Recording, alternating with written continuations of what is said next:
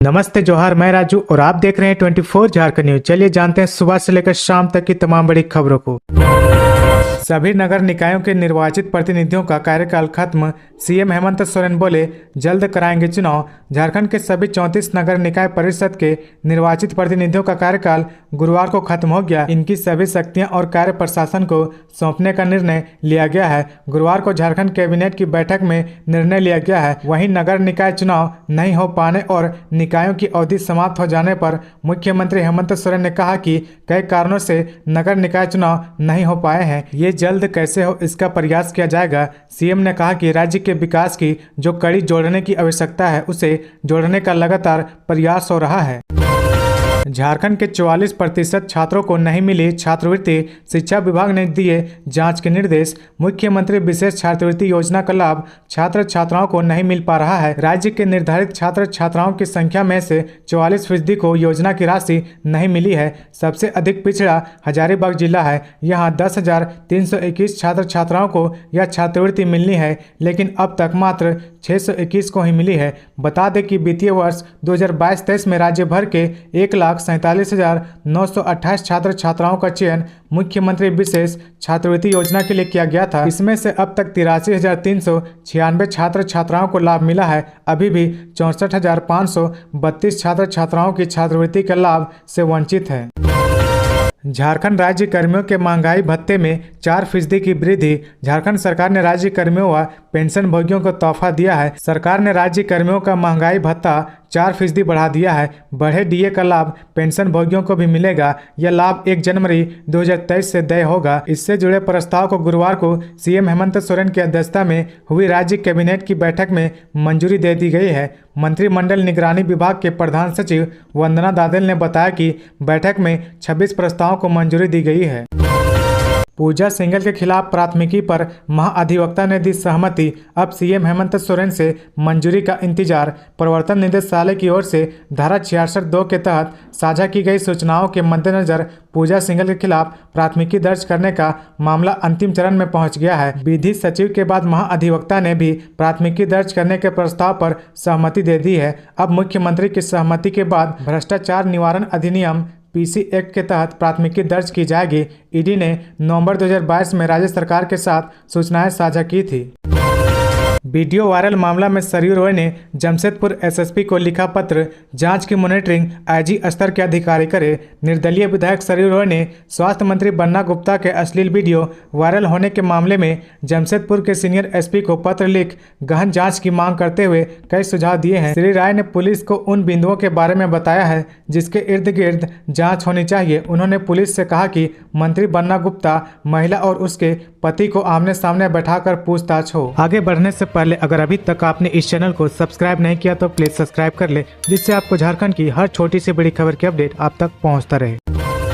Vande Bharat train चलाने के लिए रांची रेल डिवीजन पूरी तरह से तैयार। वंदे भारत ट्रेन चलाने के लिए रांची रेल डिवीजन पूरी तरह से तैयार है। इसके लिए हटिया यार्ड में ट्रेन की साफ सफाई और अन्य सुविधा पूरी कर ली गई है। जैसे ही बोर्ड से रेक उपलब्ध होगा ट्रेन चलाई जाएगी। उक्त बातें दक्षिण पूर्व रेलवे की महाप्रबंधक अर्चना जोशी ने रांची रेल डिवीजन के निरीक्षण के बाद पत्रकारों से कहे। उन्होंने कहा कि बुधवार को दक्षिण पूर्व रेलवे को वंदे भारत ट्रेन का एक रेक मिला है, लेकिन यह किस रूट में चलेगा अभी इसका शेड्यूल नहीं आया है।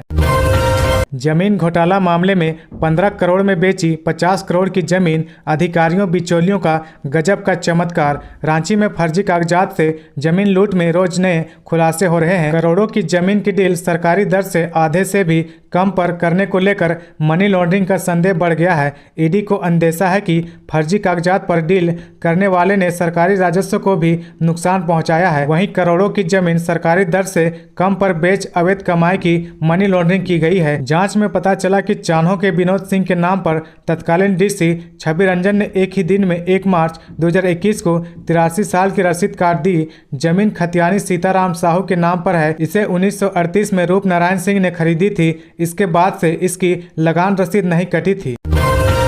रांची एयरपोर्ट बनेगा बेस्ट स्टेशन, शुरू होगी नाइट पार्किंग की सुविधा। बिरसा मुंडा एयरपोर्ट पर नाइट पार्किंग की सुविधा को फिर से शुरू करने की कोशिश हो रही है। इस सुविधा के शुरू होते ही अन्य महानगरों के एयरपोर्ट की तरह रांची एयरपोर्ट भी बेस्ट स्टेशन की श्रेणी में शुमार हो जाएगा। इसकी तैयारी चल रही है। इस सुविधा के शुरू होने से विमान अहले सुबह रांची से देश के दूसरे शहरों के लिए उड़ान भर सकेंगे और रात के दौरान रांची एयरपोर्ट में पार्क होगा, जहां उसका रख रखाव होगा, जिससे वह अहले सुबह रांची से अन्य किसी भी शहर या सेक्टर के लिए उड़ान भर सकेंगे। स्कूल में शिक्षक के सामने ही बच्चे ने तोड़ दिया दम, मजदूर पिता नहीं करा सके इलाज। प्रखंड के बूढ़ा खुखरा स्थित प्रोग्रेसिव चिल्ड्रन स्कूल में गुरुवार को कक्षा में पढ़ाई के दौरान 4 साल का अपर्ण अचानक गिरकर बेहोश हो गया, जिसके बाद उसकी मौत हो गई। घटना सुबह करीब 7 बजे की है। बूढ़ा खुखरा निवासी गौरव खालको ने अपने पुत्र अर्पण खालको का 10 दिन पहले ही प्री नर्सरी में एडमिशन करवाया था। मां संगीता खालको ने बताया कि उसके छोटे बेटे को दिल की बीमारी थी। रिम्स में उसका इलाज चल रहा था, जहां डॉक्टरों ने बताया था कि उसके दिल में छेद है। डॉक्टरों ने 4 साल का होने के बाद बच्चे का ऑपरेशन कराने की सलाह दी थी। विश्वविद्यालय में अनुबंध पर कार्यरत प्राध्यापकों का मानदेय बढ़ा। झारखंड मंत्री परिषद ने गुरुवार को 26 प्रस्तावों पर फैसला लिया है। मुख्यमंत्री हेमंत सोरेन की अध्यक्षता में हुई बैठक में कई प्रमुख प्रस्तावों पर सहमति बनी। इसके तहत अनुबंध पर कार्यरत सहायक प्राध्यापकों और व्याख्याता के मानदेय में बढ़ोतरी कर दी गई है। पहले इन्हें घंटी आधारित शिक्षक माना जाता था, लेकिन अब सरकार इन्हें आवश्यकता आधारित प्राध्यापक और व्याख्याता मानते हुए मानदेय में बढ़ोतरी कर दी है। राज्य के सामान्य और इंजीनियरिंग तथा पॉलिटेक्निक कॉलेजों के इन प्राध्यापकों और व्याख्याताओं का मानदेय बढ़ा है। राज्य के अभियंत्रण महाविद्यालयों के प्राध्यापकों को 57,700 और राजकीय तथा महिला पॉलिटेक्निक के व्याख्याताओं को 56,100 रुपये मानदेय मिलेंगे। पीएम नरेंद्र मोदी ने लोहरदगा, बरहरवा और गोड्डा में की एफएम रेडियो की शुरुआत। बरहरवा, गोड्डा और लोहरदगा में प्रसार भारती आकाशवाणी एफएम ट्रांसमीटर का लोकार्पण प्रधानमंत्री नरेंद्र मोदी के द्वारा ऑनलाइन किया गया। इस मौके पर ट्रांसमीटर सेंटर में राज्य के वित्त मंत्री doctor Rameshwar Oraon, DC doctor Baghmare Prasad Krishna, अनुमंडल पदाधिकारी अरविंद कुमार लाल सहित अन्य प्रशासनिक अधिकारी मौजूद थे। इस मौके पर वित्त मंत्री डॉक्टर रामेश्वर उरांव ने कहा कि रेडियो हमेशा से लोगों के सूचना का एक बेहतर माध्यम रहा है। वित्त मंत्री डॉक्टर रामेश्वर उरांव ने कहा कि हमारे विधानसभा क्षेत्र में माननीय प्रधानमंत्री नरेंद्र मोदी के द्वारा एफएम ट्रांसमीटर का उद्घाटन किया जाना निश्चित रूप से गर्व की बात है और इसका लाभ हमारे सुदूरवर्ती ग्रामीण इलाकों में रहने वाले लोगों को मिलेगा। लोग सूचनाएं सुनेंगे, मौसम की जानकारी लेंगे, सरकारी योजनाओं की जानकारी उन्हें मिलेगी। लोग विकास के पथ पर अग्रसर होंगे। झारखंड में शुरू हुई एयर एम्बुलेंस की सेवा, सीएम हेमंत सोरेन ने किया उद्घाटन। झारखंड को बड़ी सौगात मिली है।